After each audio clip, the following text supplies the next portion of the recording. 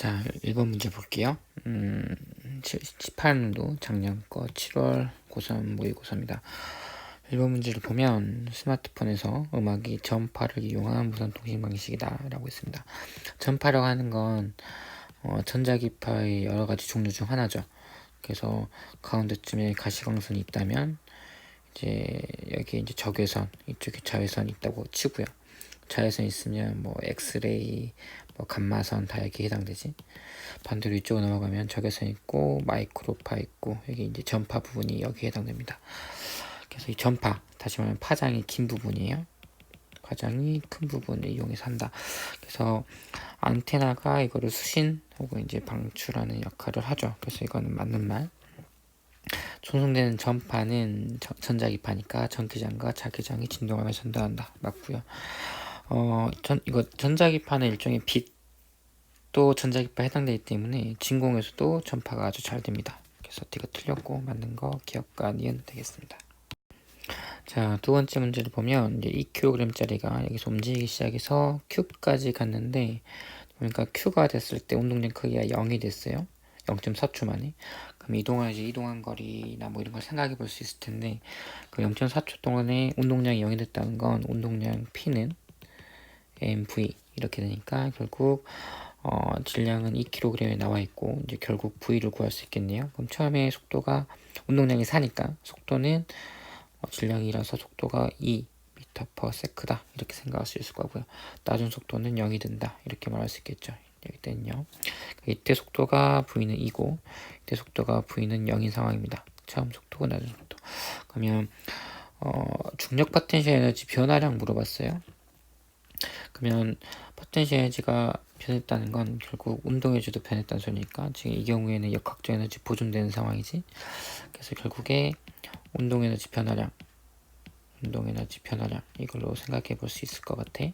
그 운동 에너지가 얼만큼 변했냐면 이때 운동 에너지는 0, 이때 운동 에너지는 2분의 1, 2kg, 속도 2의 제곱하면은 4가 되네요. 그럼 지금 운동 에너지가 변화량이 0, 처음이 4, 나중에 0이니까 운동량 변화량이 -4. 그럼 그동안 포텐셜 에너지가 플러스 4만큼 변했다라고 말할 수 있겠네요. 그래서 플러스 4 이렇게 되고요. 혹시 이렇게 말하는 사람도 있을 수 있어. 포텐셜 에너지 변화량이니까 mgh로 구해야지 라고 해서 이 h를 구하려고 하는 친구도 있어요. 그래서 이 h를 구하려고 아마 이런 식으로 접근하는 친구도 있을 수 있어. 예를 들면 처음 속도 2 그리고 시간 나왔으니까 결국에 2초 그리고 0.4초 동안 2m/s v 그리고 이게 시간 그래서 이만큼 움직였다. 그러면 요거에서 총 0.8m가 아니라 0.4m네요. 넓이가 이만큼 움직였네요. 그러면 2km 움직였고 mg h 하면 이상하다 이렇게 하면 8 나오는데 라고 주장할 수도 있어요. 근데 잘 생각해보면 이 0.4는 이 거리를 말하는 거야. 0.4m. 근데 포텐셜 에너지를 구할 때는 이 넓이가 아니라 이 길이가 아니라 이 높이를 따져줘야 되지. 중력으로부터 높이. 이 중력부터 높이니까 여기는 0.4를 곱해주면 안 될 것 같아요. 오히려 문제가 좀 바뀌어서 이 높이를 물어볼 수는 있을 것 같아. 왜냐하면 아까 말한 것처럼 포텐셜 에너지는 4니까 mgh 생각해주면 얘는 2kg 그리고 g는 10이라고 했으니까 h는 올라간 높이는 0.2m다 이렇게 말할 수는 있을 것 같네요. 네. 자, 3번 문제입니다. 케플러 법칙이죠.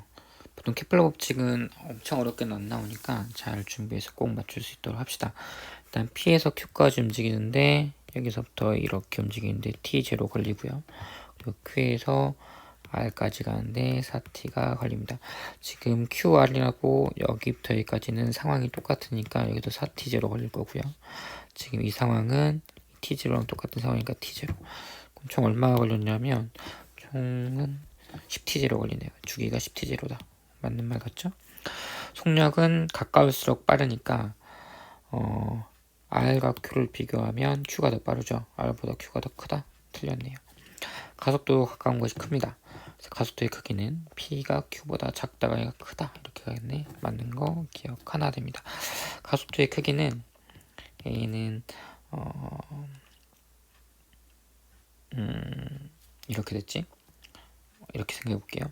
보통 F는 MA는 결국 중력 만유 인력이니까 G R 제곱분의 M 행성의 질량, 그리고 이렇게 생각을 한다면 결국 가속도 A는 G R 제곱분의 M이라서 이 거리의 반지름의 제곱배만큼 반비례한다, 이렇게 생각하면 될 것 같아요. 자, 4번 문제 봅시다. 처음에 보면 좀 어려워 보이거든. 이런 문제는 일단 무조건 속도 시간 그래프를 그리는 게 좋습니다. 자, 일단 하나씩 그려볼게. 시간에 따른 속도. 일단 A가 먼저 통과하니까 A가 5초일 때, 5m/s일 때, 그때 딱 여기를 딱 통과할 때 시간용으로 잡을게요. 그러면 터널에서부터는 등가속도 운동한다고 했으니까 속도가 슝 하고 증가하겠지. 이게 지금 A 상황이에요.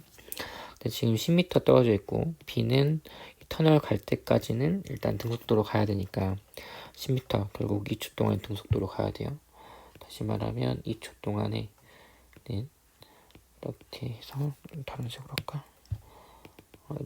이 정도까지는 등속도 운동하다가 그 다음부터 가속 운동하는데 각각 등가속도 운동한다고 해서 두 개의 가속도가 같다라는 보장은 없어요. 다음 문제에서 뭐라 나오냐면 결국에 둘 다 터널 안에 있는 동안에 거리가 1초에 2m씩 증가한대. 다시 말하면 거리가 점점 증가해야 돼. 그럼 A가 간 거리랑 B가 간 거리가 지금 계속 2씩 차이가 나야 된다는 건데, 간 거리는 여기서 넓이잖아? 그러면은 만약에 B 넓이를 막 이런 식으로 그려버리면 처음에는 A가 많이 가지만 나중에 B가 더 빨리빨리 가는 거니까 간격이 좁아지는 거고, 반대로 막 이런 식으로 더 기울기가 이런 식으로 그려버리면 지금 이 간격이 점점 더 커지는 거니까 점점 더 사이가 멀어지는 거고, 1초마다 벌어지는 게 결국에 2초씩 일정하게 증가한다는 건 결국 같은 가속도라는 소리예요. 이게 뭘 의미하는지 볼게요.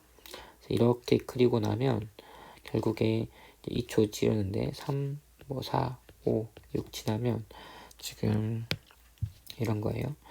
이제 지금 여기서 2초일 때 얘기인데 3초가 지났어요. 그러면 A가 이만큼 더 간 거고, 또 4초가 지나면 이만큼 더 간 거, 5초 지나면 이만큼 더 가고, 6초 지나면 이만큼 더 가고, 결국 3초, 4초, 5초, 6초 지날 때마다 계속 2씩 증가해야 되니까 등가속도 둘 다 같은 가속도로 움직인다는 걸 일단 확인할 수 있습니다. 그래서 일단 이거를 알고 나면, 이 그래프를 그리고 나면 그 다음부터 문제 좀 쉽게 풀릴 텐데, 그럼 이제 가속도를 물어봐야 되거든. 자, 그 다음 거를 볼게요. 일단 2m씩 증가한다고 했으니까 1초에 2m씩. 그러면 아까 연두색 요 놈이 넓이가 2 나와야 돼. 근데 이게 지금 잘 보면 평행사변형이에요. 근데 지금 이쪽 길이는 1이야. 이 길이는 1. 이 길이는 1이다 보니까 이 높이가 얼마 나와야 되냐면 2가 나와야 되겠지. 그러니까 결국 이게 7 나와야 될 거고, 7 나와야 된다는 건 가속도가 2초 동안에 2 증가한 거죠. 가속도가 1.5가 아니고 플러스 1이다. 이렇게 말할 수 있어서 일단 디귿 삭제. 기억님도 맞춰야 되는 건데, B가 터널에 들어서는 순간 속도, 다시 말하면 B가 터널에 순간 다 2초 뒤 모습이지. 2초 지났을 때 A의 속도는 7 나왔네요. 니은은 맞은 거. 기억만 보여봅시다. A가 터널을 빠져나오고 2초 뒤에 터널 나온다. 일단 비교를 해보자면 A가 터널에 빠져나온 시간이 언젠지 모르잖아요. 지금 문제에서. 그래서 한번 이렇게 해볼게. 뭐 언제 나온지 모르지만 4초라고 해봅시다. 그러면 이 정도가 A가 간 거리고, 이게 곧 A가 간 거리, 이게 곧 뭐가 되냐면 터널 길이가 되겠지. 그럼 B는 언제 터널에 도착하냐면 이때 도착해요. 그럼 B도 똑같은 넓이만큼 가야죠. 똑같은 넓이를 그려보면 이 지금 사다리꼴하고 똑같은 넓이가 나와야 돼. 색깔을 달리해볼까?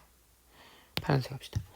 똑같은 넓이가 나오려면 결국 이거 여기 똑같으니까 이렇게 돼야 되거든. 그럼 정확히 몇 초냐면 지금 그대로 2초 동안 밀린 거지. 그러니까 이때가 또 2초 밀린 거죠. 이렇게. 그래서 결국에 2초 지난 6초 때. 그래서 결국에 2초 후에 빠져나간다. 이것도 맞는 말입니다. 그래서 기억 니은. 사실 어떻게 생각하면 되냐면 뭐 이렇게 넓이로도 했지만 지금 지금 파란색과 까만색 넓이가 같으니까. 근데 지금 사실 B 입장에서 A는 2초 뒤 자기 모습이에요. 그러니까 2초 A가 딱 통과하고 나면 B는 2초 뒤에 통과한다 이렇게도 말할 수 있겠죠. 네. 자, 특수상대성 이론 문제입니다. 지금 A가 서서 레이저 광선 쐈고요. 이렇게 0.6C로 B가 다가오고 있고 C는 0.3C로 이렇게 다가오고 있습니다. 레이저의 속도는 누가 봐도 똑같으니까 뭐 크다 작다 이런 말 나오면 조금 틀렸다 생각하면 되고요. 지금 A 입장에서는 B의 이 길이 정지 길이도 수축 A의 길이도 수축될 텐데 빠를수록 많이 수축되니까 결국 이 상황에서는 결국 고유 그림 같다고 있으니까 얘는 조금 수축된 길이 값이고 얘는 많이 수축됐으니까 조금 수축된 게 더 길겠죠. 그래서 이건 맞는 말이라고 할 수 있고요. 반대로 빨리 움직여서 시간은 많이 팽창됩니다. 시간이 팽창된다는 건 점점 시간이 느리게 흐르는 거죠. B도 시간이 느리게 흐르고 C도 시간이 느리게 흐르지만 A 입장에서는 B가 더 많이 느리게 가는 상황입니다. 그래서 A 입장에서는 B가 C보다 더 느리게 간다. 그래서 이것도 틀렸네요. 맞는 거 니은 하나 되겠습니다.